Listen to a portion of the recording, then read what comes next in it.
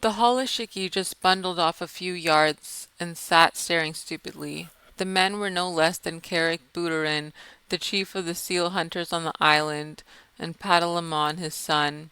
They came from the little village not half a mile from the seal nurseries, and they were deciding what seals they would drive up to the killing pens, for the seals were driven just like sheep to be turned into sealskin jackets later on. "Ho," said Patalamon. "Look, there's a white seal." Carrick Booterin turned nearly white under his oil and smoke, for he was an Aleut, and Aleuts are not clean people. Then he began to mutter a prayer.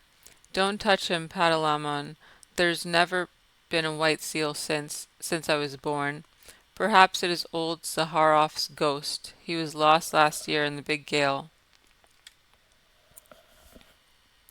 "I'm not going near him," said Patalamon. "He's unlucky. Do you really think he is old Zaharrof come back? I owe him for some gull's eggs." "Don't look at him," said Carrick. "Head off that drove of 4-year-olds. The men ought to skin 200 today, but it is the beginning of the season, and they are new to the work. 100 will do. Quick!" Patalamon rattled a pair of seal's shoulder bones in front of a herd of holluschickie, and they stopped dead, puffing and blowing.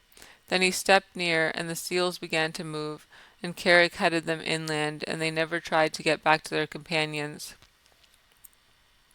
Hundreds and hundreds of thousands of seals watched them being driven, but they went on playing just the same.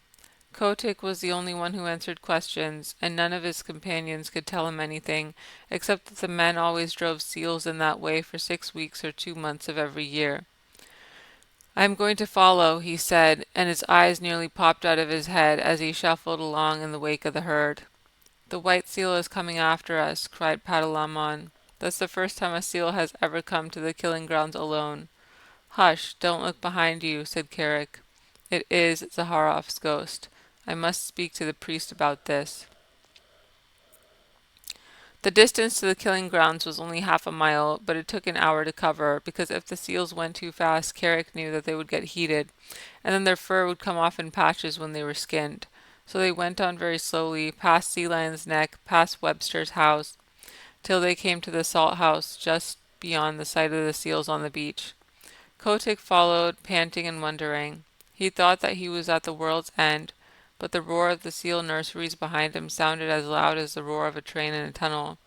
Then Carrick sat down on the moss and pulled out a heavy pewter watch and let the drove cool off for 30 minutes, and Kotick could hear the fog dew dripping from the brim of his cap.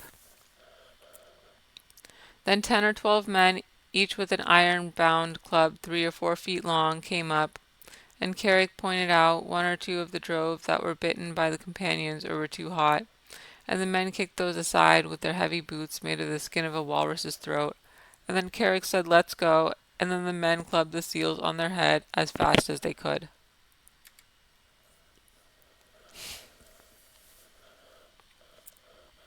10 minutes later, little Kotick did not recognize his friends any more, for their skins were ripped off from the nose to the hind flippers, whipped off and thrown down on the ground in a pile.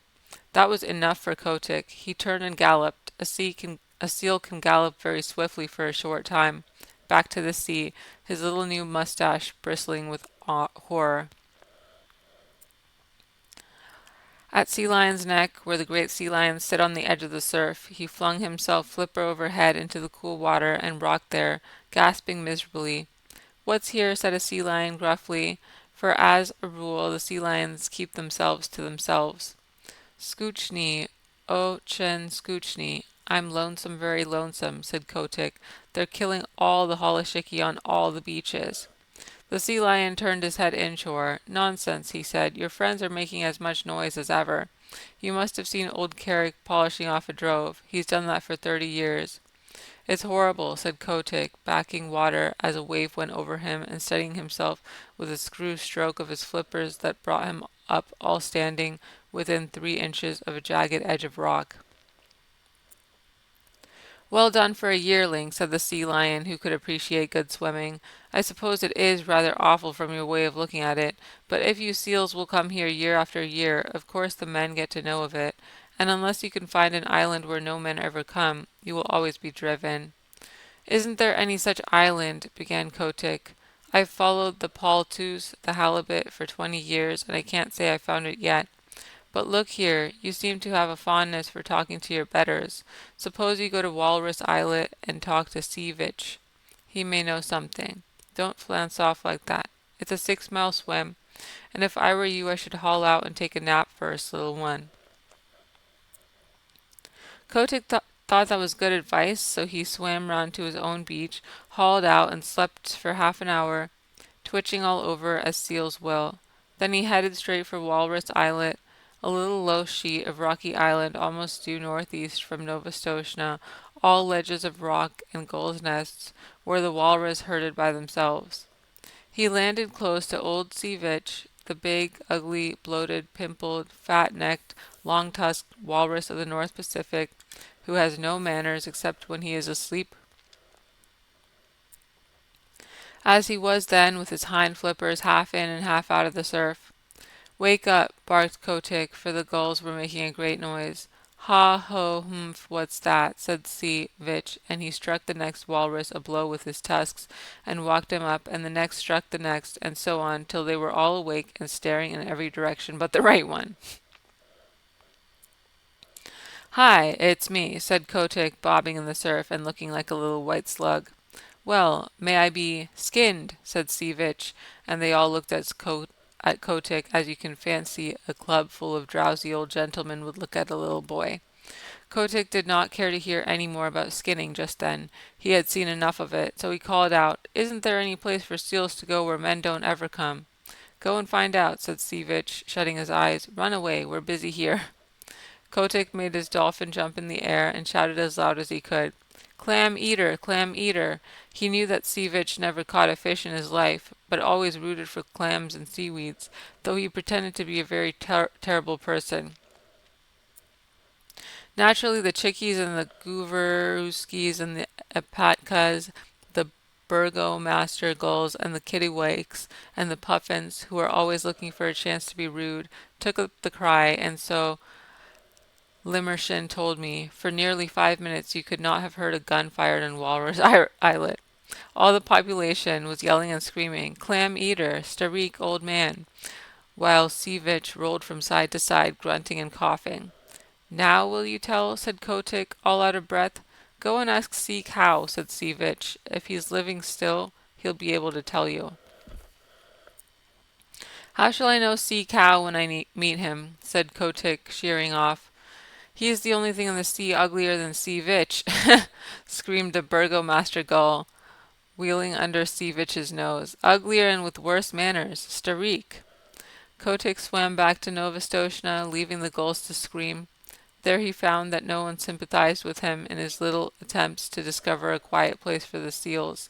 They told him that men had always driven the holluschickie, it was part of the day's work, and that if he did not like to see ugly things he should not have gone to the killing grounds.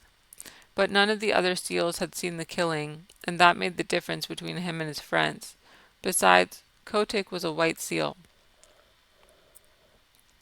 "What you must do," said old Sea Catch, after he had heard his son's adventures, "is to grow up and be a big seal like your father, and have a nursery on the beach, and then they will leave you alone. In another 5 years you ought to be able to fight for yourself. Even gentle Matka, his mother, said, 'You will never be able to stop the killing. Go and play in the sea, Kotick.'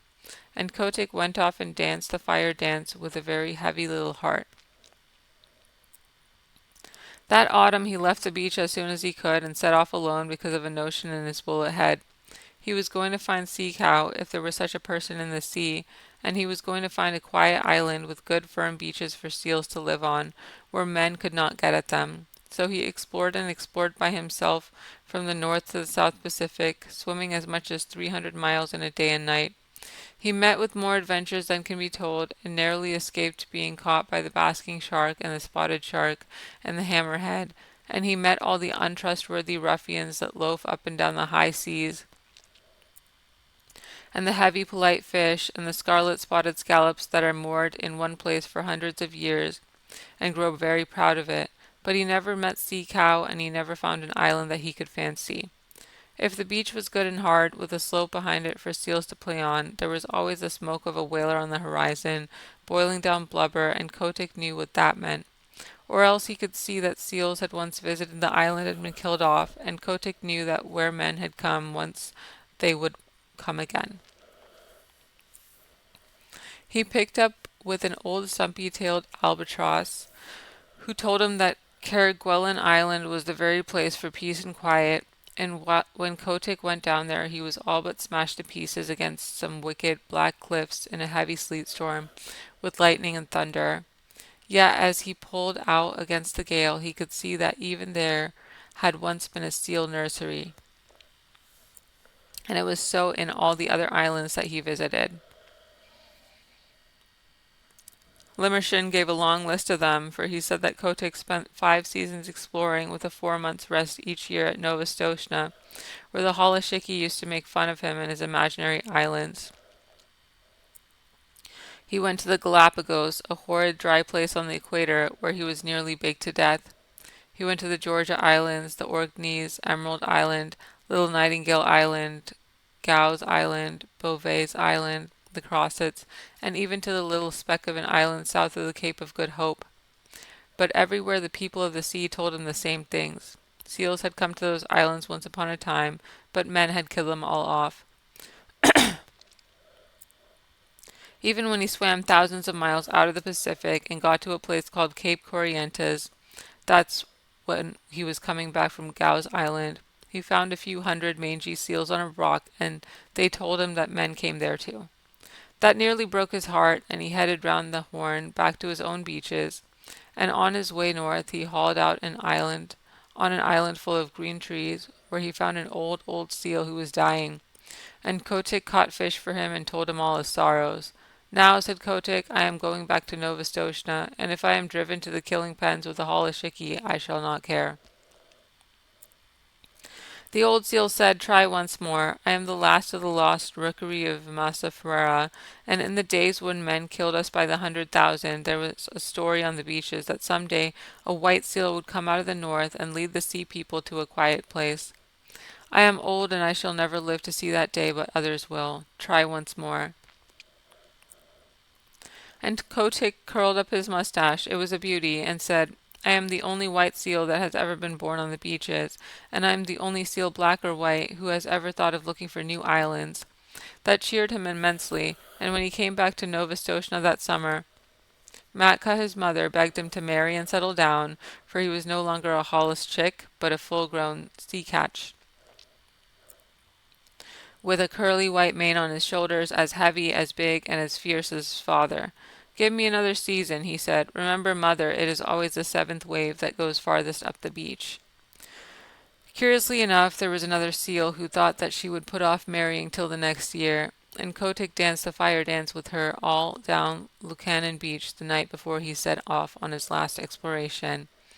This time he went westward because he had fallen on the trail of a great shoal of halibut, and he needed at least 100 pounds of fish a day to keep him in good condition.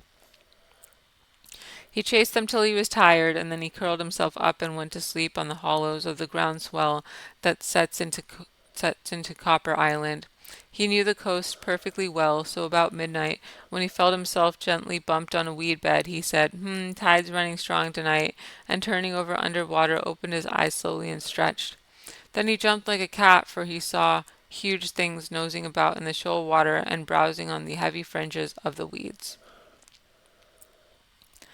By the great combers of Magellan, he said beneath his mustache, who in the deep sea are these people? They were like no walrus, sea lion, seal, bear, whale, shark, fish, squid, or scallop that Kotick had ever seen before. They were between 20 and 30 feet long, and they had no hind flippers, but a shovel-like tail that looked as if it had been whittled out of wet leather. Their heads were the most foolish-looking things you ever saw, and they balanced on the ends of their tails in deep water when they weren't grazing, bowing solemnly to one another and waving their front flippers as a fat man waves his arm. Ahem, said Kotick. Good sport, gentlemen? The big things answered by bowing and waving their flippers like the frog footmen.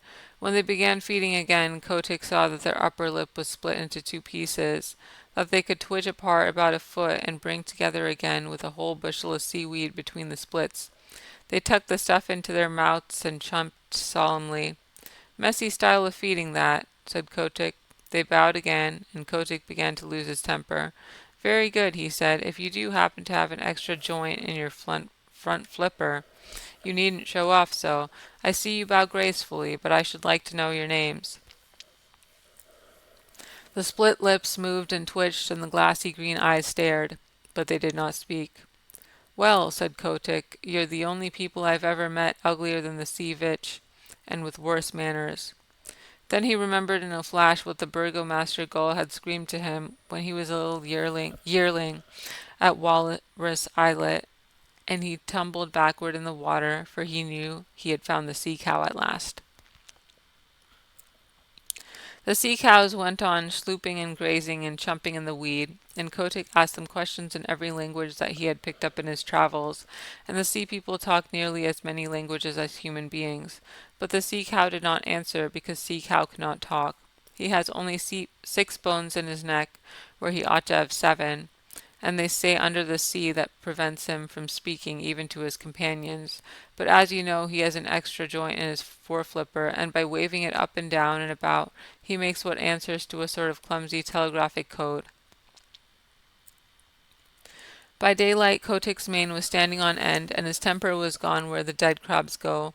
Then the sea cow began to travel northward very slowly, stopping to hold absurd, bowing councils from time to time, and Kotick followed them, saying to himself, "People who are such idiots as these are would have been killed long ago if they hadn't found out some safe island, and what is good enough for the sea cow is good enough for the sea catch. All the same, I wish they'd hurry." It was weary work for Kotick. The herd never went more than 40 or 50 miles a day, and stopped to feed at night, and kept close to the shore all the time, while Kotick swam round them and over them and under them, but he could not hurry them up 1/2 mile.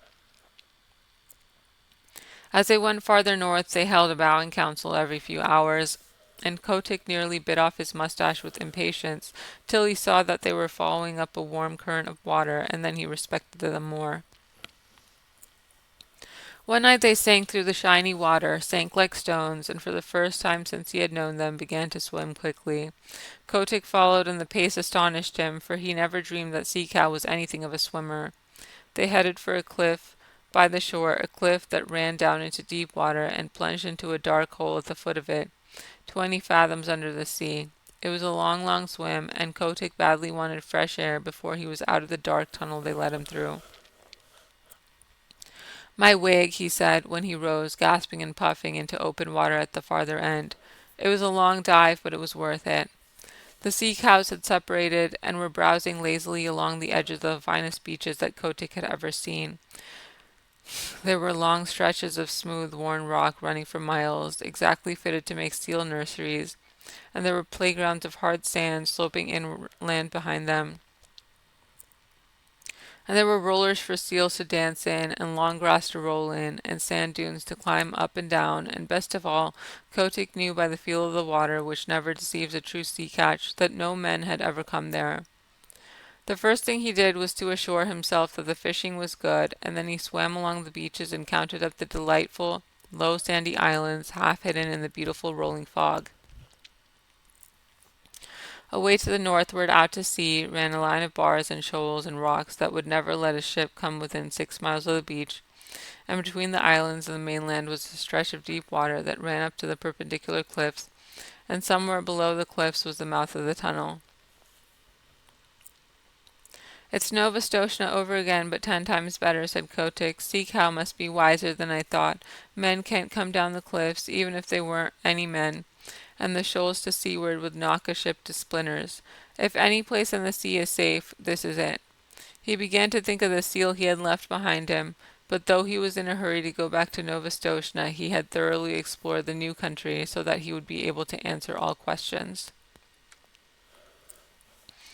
Then he dived and made sure of the mouth of the tunnel and raced through to the southward.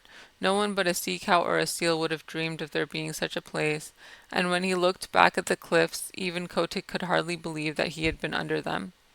He was 6 days going home, though he was not swimming slowly, and when he hauled out just above Sea Lion's neck, the first person he met was the seal who had been waiting for him, and she saw by the look in his eyes that he had found his island at last. But the holluschickie and Sea Catch, his father, and all the other seals laughed at him when he told them what he had discovered, and a young seal about his own age said, "This is all very well, Kotick, but you can't come from no one knows where and order us off like this.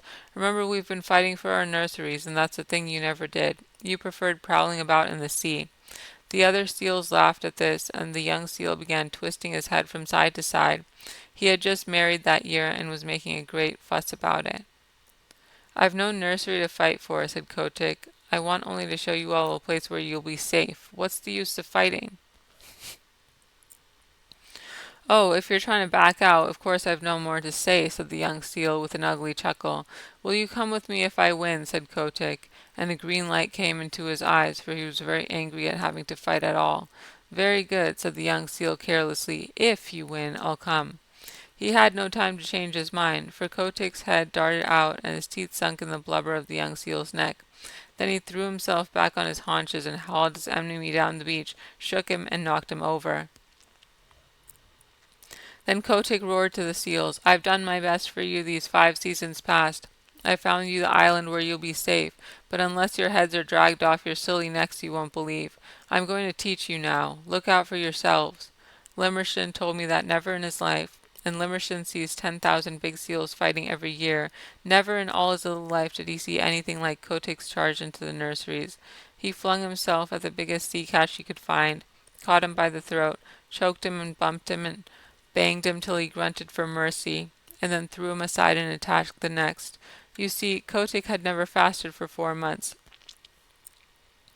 as the big seals did every year, and his deep-sea swimming trips kept him in perfect condition, and best of all, he had never fought before. His curly white mane stood up with rage, and his eyes flamed, and his big dog teeth glistened, and he was splendid to look at. Old Sea Catch, his father, saw him tearing past, hauling the grizzled old seals about as though they had been halibut, and upsetting the young bachelors in all directions, and Sea Catch gave one roar and shouted, "He may be a fool, but he is the best fighter on the beaches. Don't tackle your father, my son, he's with you." Kotick roared in answer, and old Sea Catch waddled in, his mustache on end, blowing like a locomotive, while Matka and the seal that was going to marry Kotick cowered down and admired their men folk.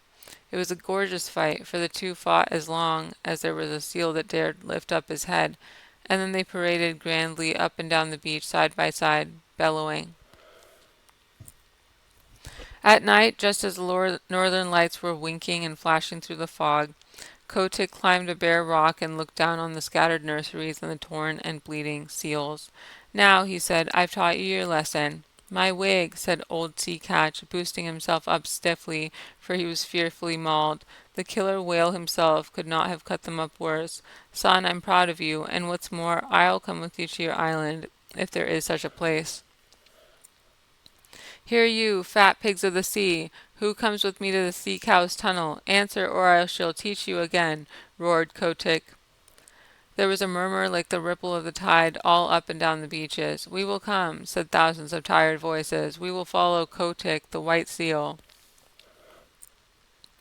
Then Kotick dropped his head between his shoulders and shut his eyes proudly. He was not a white seal any more, but red from head to tail. All the same he would have scorned to look at or touch one of his wounds. A week later he and his army, nearly 10,000 holluschickie and old seals, went north to the Sea Cow's tunnel, Kotick leading them, and the seals that stayed at Novastoshnah called them idiots. But next spring, when they all met off the fishing banks of the Pacific, Kotick's seals told such tales of new beaches beyond Sea Cow's tunnel that more and more seals left Novastoshnah.